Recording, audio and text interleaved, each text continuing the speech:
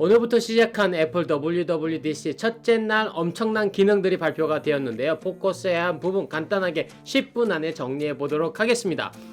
애플은 정말로 대단한 듯해요. 이번에 iOS 15으로 업데이트가 됐는데요.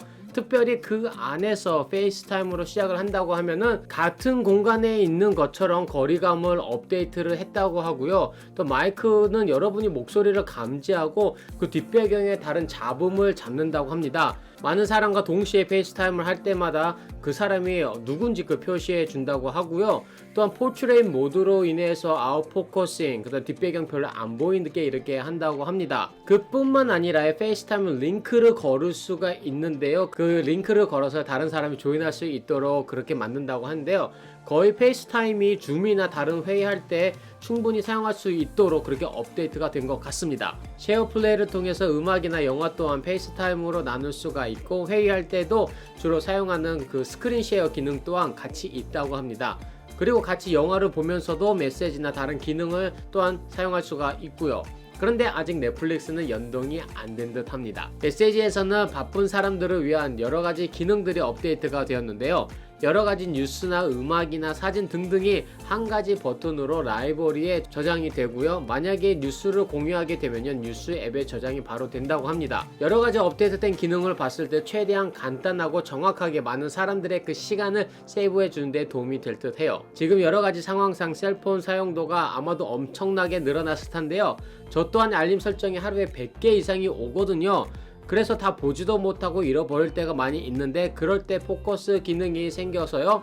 4가지 옵션으로 Don't Disturb, 그 다음에 Personal, 그 다음에 Sleep, 이 4가지 옵션으로 커스텀이 가능하고요. 다른 디바이스와 연동이 가능하다고 합니다. 또한 AI 시대만큼 카메라 기능이 어마어마하게 업데이트가 되었는데요. 사진 안에 있는 텍스트를 그대로 검색이 가능하며 다른 이메일이나 아니면 전화 또한 사진으로부터 바로 가능해졌다는 거죠. 사진에 있는 전화번호를 누르면은 바로 전화가 되는 겁니다. 또한 여러분이 공부할 때 노트를 사진으로 찍고 그 안에 있는 글씨를 바로 복사가 가능해졌고요. 그뿐 아니라 스포트라이트라는 그 기능으로 사진을 가지고 필터링을 사람이나 아니면 장소 등등으로 트래킹이 가능해졌고요. 또 만약에 사람으로 트래킹을 시작을 한다고 하면은 그 사람과 했던 대화나 그 사람의 연관된 것을 한 번에 검색이 가능해졌습니다. 물론 그뿐 아니라 포토 옵션에서는요, 바로 메모리 기능으로 사진을 필터링하는 것뿐만 아니라 그곳에 맞는 음악까지 같이 플레이를 해주면서 여러가지 필터링으로 슬라이드 쇼를 커스텀할 수가 있는데요. 저는 메모리 같은 기능을 별로 사용하지 않아서 조금 땡기지는 않지만, 만약에 사진을 많이 공유하신 분들에게는 더욱더 간편해지지 않았나 그런 생각을 해봅니다. 애플 월렛에서는 신용카드 뿐만 아니라요, 호텔이나 집 카드 그 키 업데이트, 그리고 심지어는 운전면허증까지 또한 스캔해서 어디서든지 사용할 수 있게 되었다고 하는데요. 이것은 미국 베이스로 이야기하는 것이기 때문에 어떤 방법으로 어떻게 한국에 업데이트가 될지는 아직 잘 모르겠습니다. 애플 맵 또한 업데이트가 되어서요, 지금 올해 말까지 8개국에서 사용이 업데이트된 버전으로 가능하다고 하는데요. 그냥 지금까지 사용했던 맵이 아닌 더욱더 실감나게 색깔과 그다음 나무, 나이트 모드, 횡단보도, 버스라인, 신호등 그 등등은 물론이고요. 고속도로 인터섹션, 트래픽 트래킹, 물론 주변에 어떤 곳들이 있는지 알려주고, 또 애플워치에도 같이 연동이 되기 때문에 여러분이 어디에 있던지 알려주고, 심지어는 그래도 잘 모르겠다 했을 때 주변의 건물을 사진을 찍으면요, 저절로 인식을 해서 또 가는 길 그걸 알려준다고 합니다. 이뿐만 아니라 에어팟 업데이트도 같이 되었는데요. 컨버세이션 부스트를 통해서 앞에서 여러분을 향해서 이야기를 누군가 했을 때 저절로 캐치해서 잘 들릴 수 있도록 조정이 되었다고 합니다. 저도 요즘에 느꼈는데 에어팟이 어디에 있는지 트래킹이 가능해졌더라고요. 잃어버렸을 때 알려주고, 또 가까이 가면은 가까이 왔다고 알려주고, 그 다음에 그뿐 아니라 그 스페이셜 오디오로 영화 같은 그 오디오가 중요한 부분은 다른 사람을 방해하지 않고도 하이 퀄리티로 들을 수 있다고 합니다. 아이패드 프로가 나와서 많은 분들이 구매를 하셨을 텐데요. 하나의 문제가 앱을 하나 사용하면 다른 앱을 사용하기가 어려웠었는데, 이제는 멀티태스킹 탭 기능으로 한 스크린에 2가지 스크린 또한 가능하고요. 또 무엇을 보고 싶은지 이렇게 설정도 가능하다고 합니다. 그리고 요즘 정말로 핫한 기능이 번역 기능입니다. 자동 번역, 또 문서 번역, 그리고 사진에 있는 글씨까지 번역이 가능해졌다고 하고요.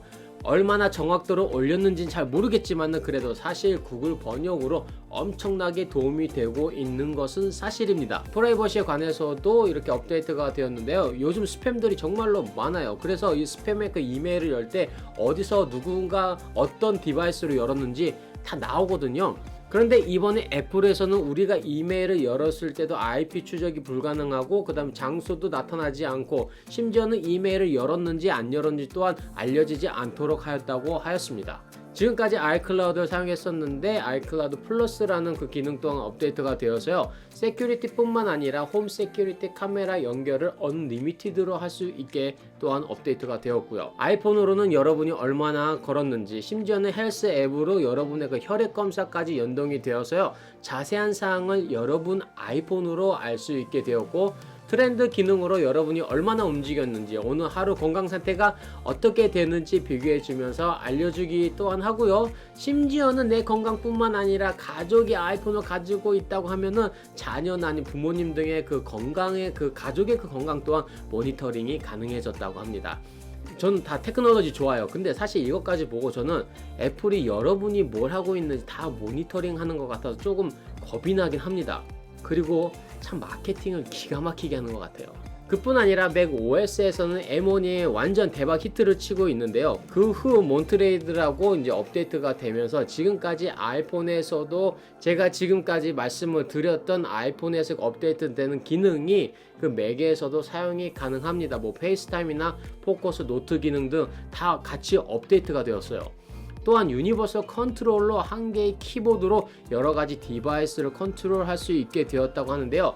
예를 들어 맥 프로와 아이패드를 같이 사이드 바이 사이드로 넣게 되면은 여러분이 맥 프로의 그 키보드로 아이패드를 조정하고 또한 거기서 끝나는 것이 아니라 파일을 가지고 옮길 수가 있습니다. 심지어는 아이맥, 맥북 프로, 아이패드 놓으면은 이 세 가지가 다 연동이 되어서요. 에어드롭 없이도 파일을 옮길 수가 있고 컨트롤이 가능해졌다는 거죠. 이거는 정말 초대박 기능이에요.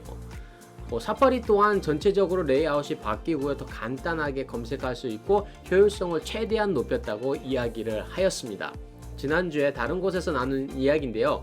요즘 세상은 얼마나 많은 정보를 얼마나 빠르게 활용을 하고 전달을 하느냐, 그리고 얼마나 우리 삶을 편안하게 해주느냐, 그건데 그거 너무 좋아요. 좋은데 너무 발달이 되니까 사실 이러다가 사람들이 정말 바보가 되겠다라는 생각이 듭니다. 물론 이렇게 발전해서 저희들 삶 사는데 이렇게 편안해졌지만은요, 참 복잡한 마음이 드는 것 같아요. 오늘 영상에서는요, 카메라 리뷰보다 또 이제 애플에서 얼마나 많은 기능들이 업데이트 됐나 짧은 시간 나눴는데요. 여러분은 이 업데이트된 상황 중에서 어떤 게 제일 마음에 드는지 바로 밑에 댓글로 남겨주세요. 그럼 다음 시간에 다른 영상으로 또 찾아뵙겠습니다. 감사합니다.